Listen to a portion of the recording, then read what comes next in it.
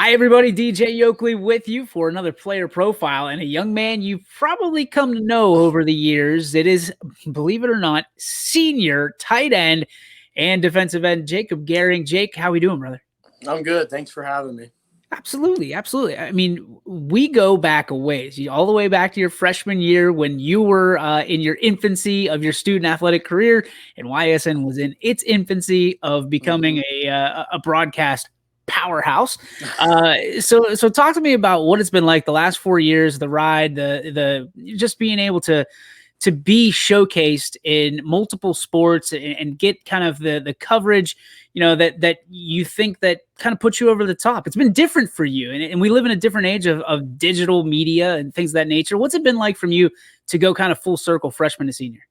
I mean, it's definitely crazy. I mean, it's flown by. I remember just talking about football playoffs. I remember being in the same position, same type of season, having Peyton Remish and Neil Bozzacco lead our team, and now it's the switch or the roles flipped, and we're the seniors leading everybody, and just trying to continue that South Range tradition. And I mean, it's crazy to think that I'm a senior and you have basketball and baseball left, and then after that, it's off to college, and everything's gone so fast. I mean, they always say high school goes fast, remember, and then you're a freshman, like whatever. Like school takes so slow, every day's so slow. But it's literally just like yesterday. I remember walking through South Range as a freshman and worrying about if I'm going to play on the teams or ride the pine or see what happens. So it's definitely crazy that it's all here now.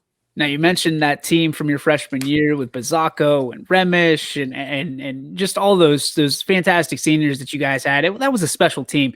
There's been a lot of people that have kind of used this team as a mirror image of that team from 2017. Talk to me about the similarities that you've seen and maybe some of the differences as well.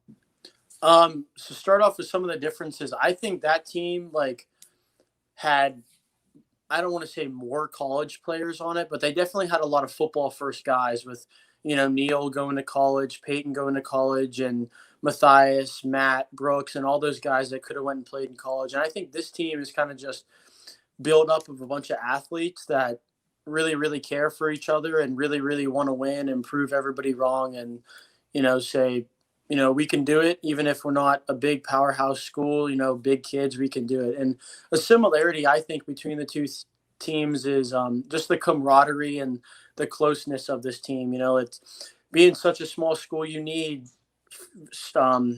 seniors all the way down to freshmen. Even if they don't play, they're on scout team every day. You need all those guys to make a good team. And I think that's something I remember Peyton and Neil talking about, and just talking about with my dad. They always said, we need you younger guys. And that's something we're in those guys' years, like every day. Cam Acquisto is starting for us in one of the most important positions as a freshman. And let's say our seniors don't show that we care for him, he may not be playing as well, or heck, might not even be able to start. So I think it's just caring for everybody in that whole team aspect. We win together, we lose together, but at the end of the day, we're going to be together. Now, in your freshman year, there were some underclassmen like, I don't know, yourself that stepped up in big spots for that team. Who have been some of the underclassmen that you've kind of taken under your wing and have stepped up over the last 7-8 weeks to be part of the script that has been written for South Range this year? Definitely Cam, because he starts on the varsity team and he's going to be a great player. And my brother's a freshman who gets some time, so it's awesome being able to experience all this with him. But sophomore Billy Skirpak, he plays a big role. Shane Lindstrom, before he got hurt, he plays a big role. And my tight end backup, JD Kraus, the sophomore, he, is there for me whenever he listens, he pays attention. I think he's going to be really, really good here in the next couple of years. What do you think is the difference between being a multi-sport athlete like yourself and kind of isolating yourself as to one sport, whether it be football or basketball or baseball, whatever it may be? What do you think is the difference in the mindset there? I think the biggest thing is time. You got to know, like my freshman year, I struggled with getting in the weight room that winter and, putting in the work through basketball. But as you've gotten older and started to get used to, you got school, and you got practice, and then you got to lift, and then you got to sit down and do homework. That's the nightly regimen, almost 365, except for the summer because we're just playing ball and eating good food. But during school, you got to get your schoolwork done, and you got to lift, and you got to, I always tell people pick a main sport, like pick a sport that you want to be the best at, that you want to go to college to and pursue later on in life. Pick a main sport, then focus all on that, but still play those other sports. And whether you're not doing work outside of practice, like to be honest with you, I haven't touched a basketball since open gym in June. But when I go to those open gyms and I go to practice, it's all 100% basketball, and you got to give 100% effort when you're there because that's making you better. What's crazy is there's so many kids nowadays that look up to you as a role model and who they want, who they aspire to be in the coming years.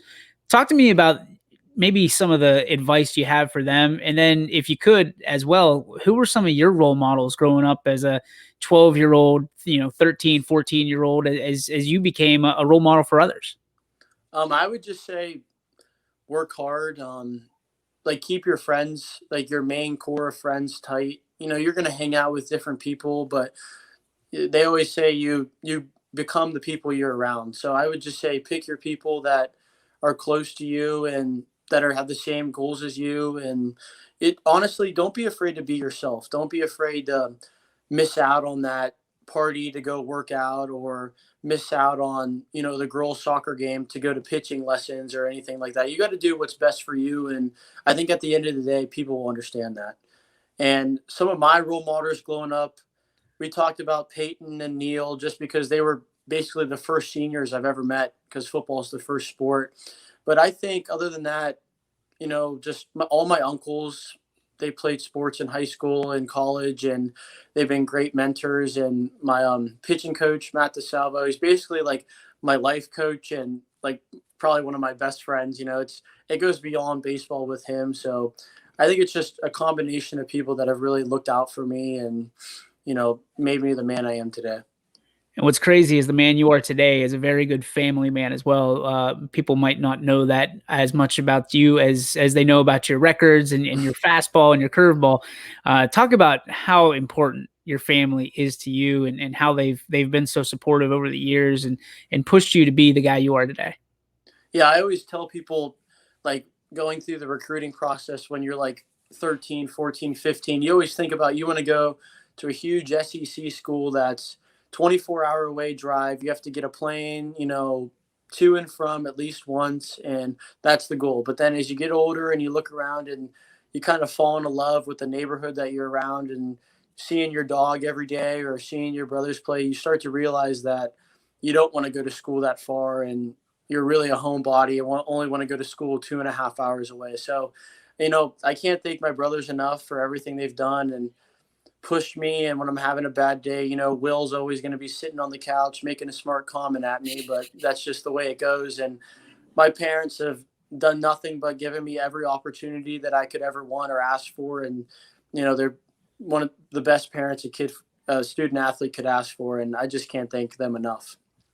All right, let's get off the field for a second. Let's talk about one thing that people may not know about Jake Gehring. What's the one thing that would surprise them? I would say that I collect baseball gloves, but I say that in pretty much every interview, so I'm not going to say that. I think that's just a well-known fact around South Range. But I actually like fishing a lot. Like I'm a super big like bass fisherman. Like I don't go out of lakes, but I could tell you everything about what's at the store, and I really like watching like fishing YouTube. When I was younger, I wanted to be a fishing YouTuber. That was my go-to, but I think I've grown out of that stage now. What's the biggest fish you've ever caught? Oh, I mean, probably like a 4 or 5 pound bass, but I mean, nothing. It's just fun getting out there and catching fish. I don't really try to go for the big fish. Yeah, you're competitive in everything else but fishing is what I'm hearing. I don't know. I've read a lot of books that say like you need an escape from like your main thing. So I know a lot of pro athletes, they do like photography or photography. My bad. Photography. Yeah, sorry. Or I know Trevor Bauer's like super into drones or traveling, or he's got that whole YouTube thing with momentum. So I think it's just, which I could see myself getting into a thing like momentum and starting my own YouTube or something like that. But I think you just need something that to get your mind off the everyday grind, and fishing for that is my escape almost from the everyday grind. All right, you got a chance to leave a legacy. You can either catch the game-winning touchdown, strike out. Well, let's say all this is in state championship form. Okay, All right. catch the game-winning touchdown, strike out a batter to win the state championship, or the go-ahead bucket in a state championship. Which one would you want to go down as having? I would like to say all of them so we could win a ring. I have 4 rings, but I'm going to say baseball just because that's my main sport, and it'd be nice to win 2 state championships for baseball in your high school career, which is pretty awesome. Okay, fast forward, let's say 10 years. Okay, Jake Gehring is 27, 28 years old. Your brothers are, what, 24? What's the youngest one? I think he's 12. He's 12. So he'd be 22. Who wins in a fight or a wrestling match?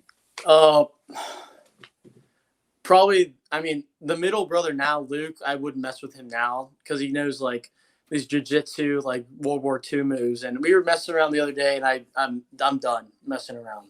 I'm done with that stuff. I'm a big lanky guy. He's a big boy, and I'm not messing with that anymore. So I'd say him. I'd say Luke. Jake, we always talk about Coach Yeagley and how much he means not just to you as a role model, as a coach, but as a person. Talk about this last year with Coach Yeagley and the relationship that you've built with him. I mean, I think being a senior, Coach Yeagley pulls you in a little closer, and especially since I've been playing since freshman year, really getting to spend a lot of time with him. It's really just climaxed up into this year, and I think he literally loves every single one of his players like his family. And that shows, it shows in practice every day. It shows in games.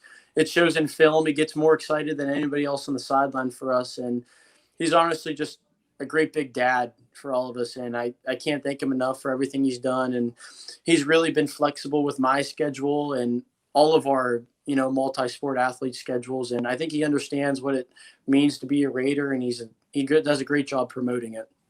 Jake, we're proud of you. We're excited for you, and we hope all the best comes your way. So go get them this weekend, and we'll talk to you again real soon. Awesome. Thank you very much.